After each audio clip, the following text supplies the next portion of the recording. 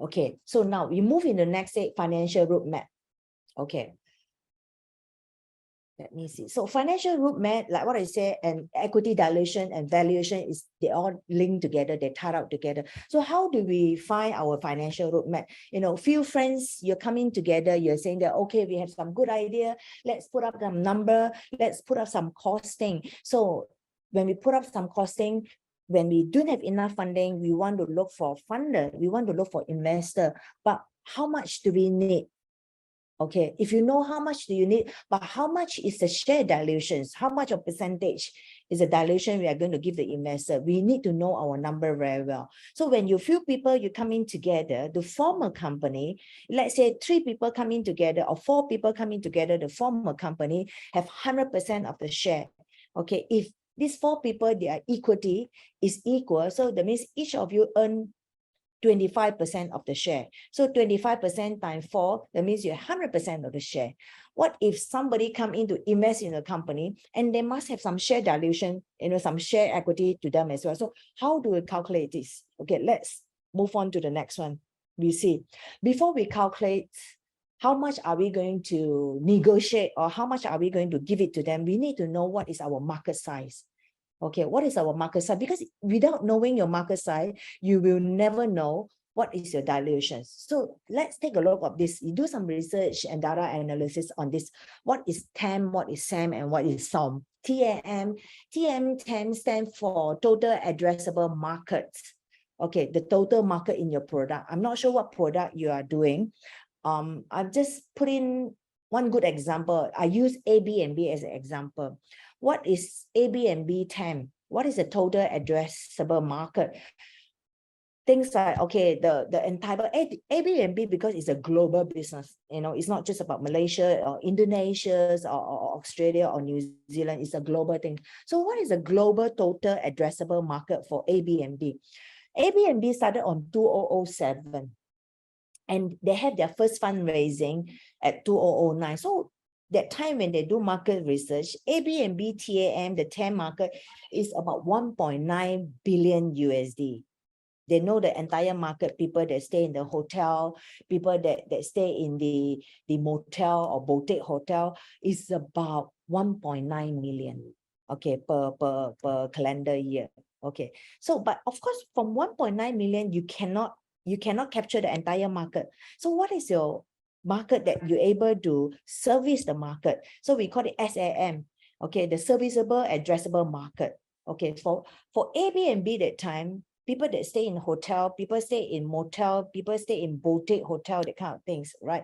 It's 1.9 billion. But Airbnb concept is not about hotel. Airbnb concept is about people stay in the motel or boutique, you know, the kind of low budget kind of thing. So they done an exercise, they done a research, you know, people that stay in motel or boutique, you know, that market during that time is about 532 million.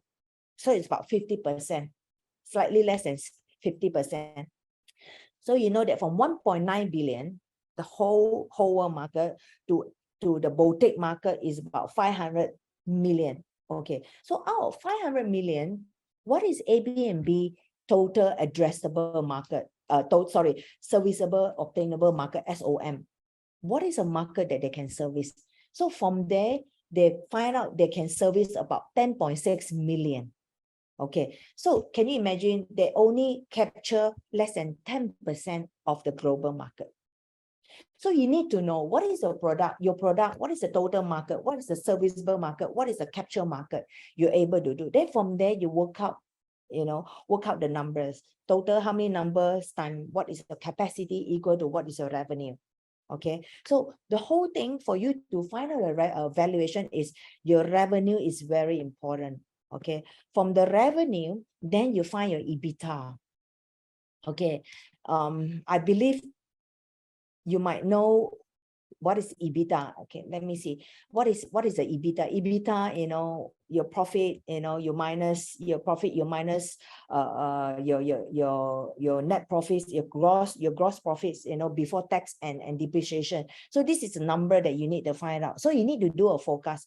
Okay, year one, how many A, B, and B, we're going to capture. We capture in Malaysia. First thing, we capture in KL. How many KL housing we are able to do? The next, we capture Perak. The next, we capture Penang. So from there, you open out state by state, from 0 stage to stage 1 to stage 2, to stage 3, and stage 4. So how do we do about valuation? How do we value this company? For example, let me do this highlight.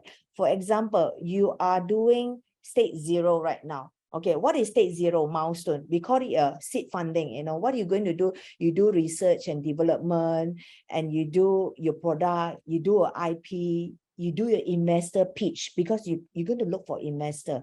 You're going to research the market. How big is the market? Then you do a pitch.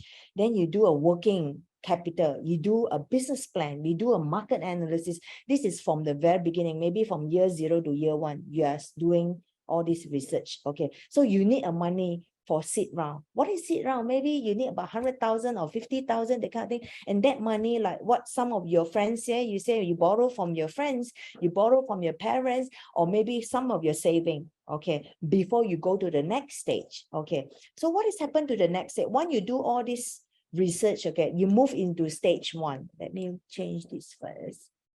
You move into stage 1 here. When you move into stage 1, what is the things that you do? A product prototype. Okay, if I use that as A, B, and B as an example, you use some of your friends, or you do some research, you get maybe 10 houses, come in to do a prototype and see whether you are able to rent out the house, and you see whether there's people to take up this kind of concept. So you do prototype, you do cultivation, you do design and developments. Then from there, how much do you need? Because you need to design your website, your system, your payment system, and all these things. Maybe you need $500,000 to do that. So this is the time that maybe you look for angel investor, or we call it a sophisticated individual investor, $500,000 or 50,000 or 100,000 just to do that stage 1. But by the time when you do stage 1, you know that if I with this $500,000 to do this design, how much is $500,000 able to bring in sales to me? If $500,000 able to capture how many houses? Let's say 100 or 200 houses. Okay, from this 100 to 200 houses, how much are you able to obtain? So you have to work out the number. So work out the number and work out what is your stage 1 EBITDA. Okay, same goes to stage 2 and 3 and 4, So 2, 3, 4, they have different way of doing it. You might want to expand. You must want to put in not only A, B, and B. You work with people on cleaning service. Not only do on cleaning service, maybe you work with people on tourism. Okay, you put in tourism. So every stage, you increase some service and support. And that service and support will be able to bring you more revenue. Okay, obviously, when the service and support bring in revenue, and you need initial capital to grow that segment. So you know that from stage 0 to stage 4 here, every stage you increase services and support, and every stage you need different kind of fundraising. And when every stage you have different kind of fundraising, that give you different value. Okay, right. So when we give you different value, then you move into the next stage. When you give me different value, so what is my valuations? Okay, because I need to know what is my revenue. From revenue, I can work out my EBITDA. From EBITDA, I can work out my valuation. So how do I do my valuations? Let's see on this one. Okay, this is just an example. Okay, I'm not based on any other company, but just an example that I put in some number into it. Let's see.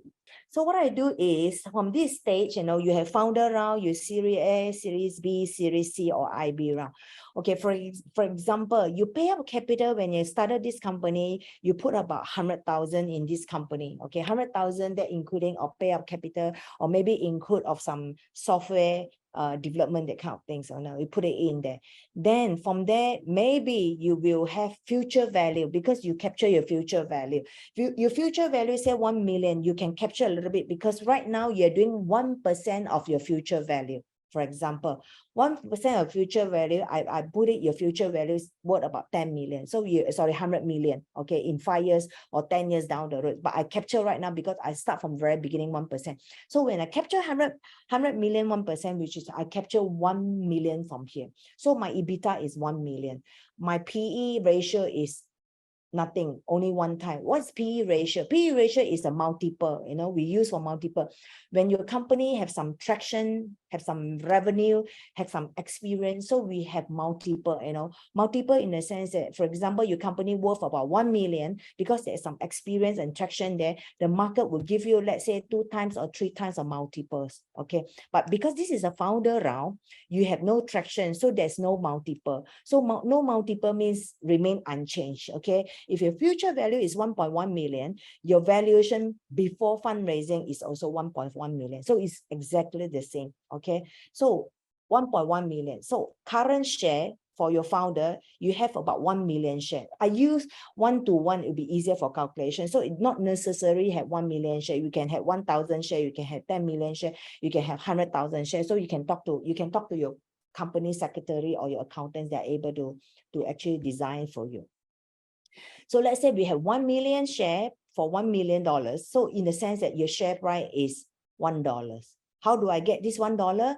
Number of share divided by valuation is equal to $1. So you hold 100% of the share, your founder. As I say, your founder, let's say you start 4 of your, so you have 25% each. So it's 25% of the share each. All right. So the next round, maybe 1 year later, you decided to expand it. You know that your company can do more. And that time, you do 20% of your future value. You capture 20%. So by the time you capture 20%, you can capture about 20 million in your company. You already have some traction because you already have done data. You have done your prototype. You have some result. You have some sales or revenue. Not so much of profit, but maybe a break even, that kind of thing. So by the time you have some traction, so you are able to capture, say, about 1.5 times of your multiple. So if your company is valued for 20 million, 1.5 times means your company is valued about 27 million.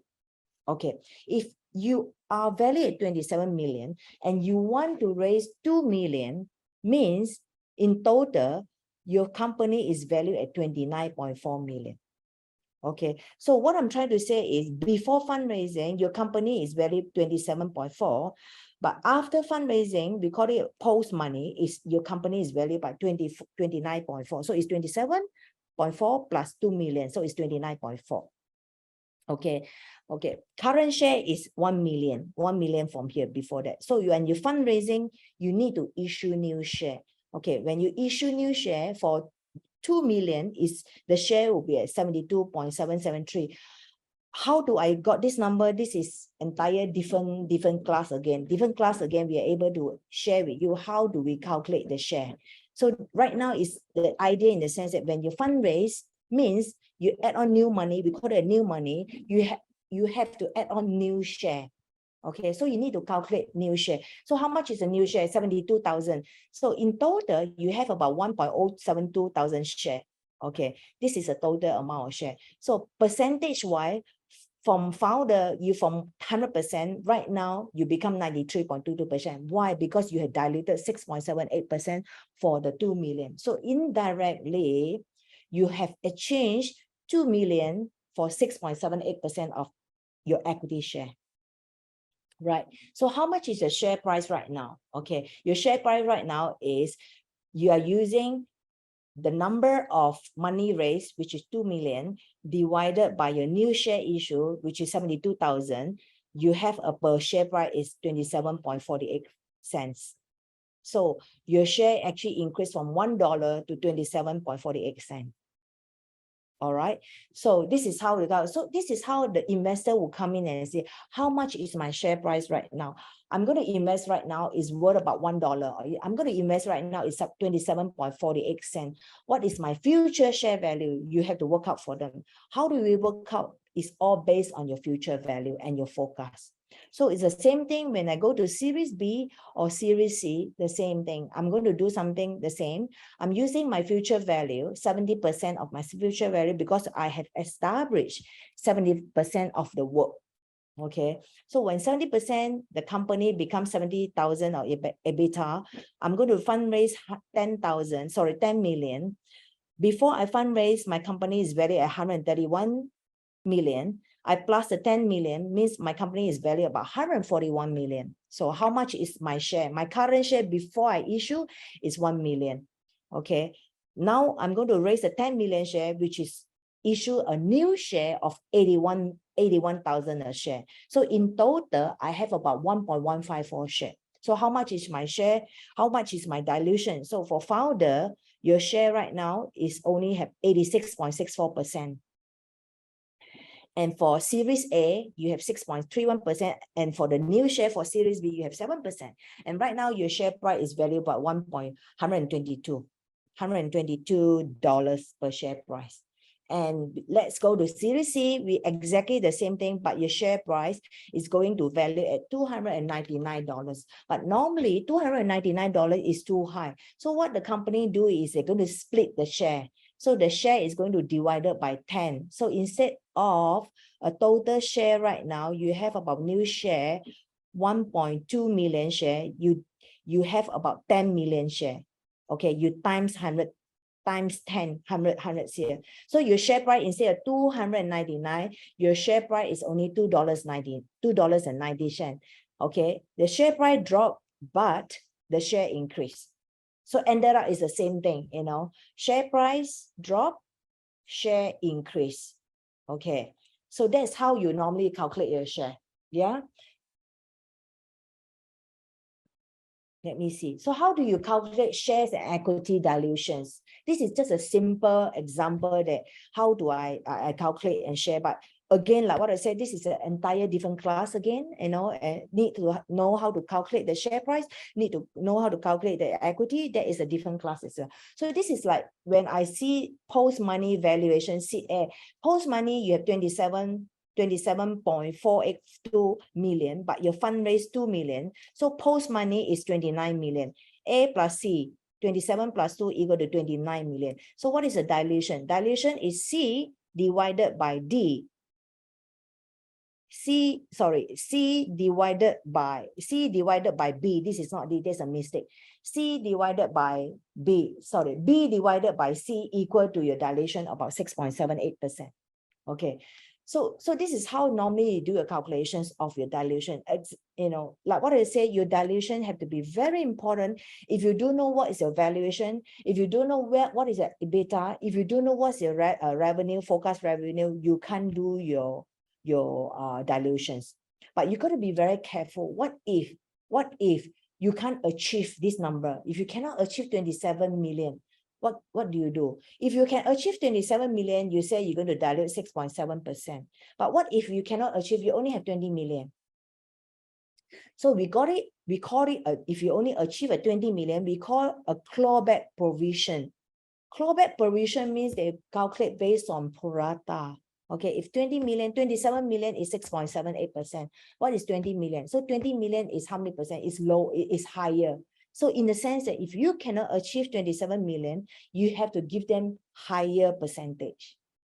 Okay, so this is all you have to discuss before they sign a contract, before they sign the term sheet. Okay, so you got to make sure whatever your calculation for future value is based on your capacity, based on your capability that you're able to achieve this number and work out these dilutions. Yes.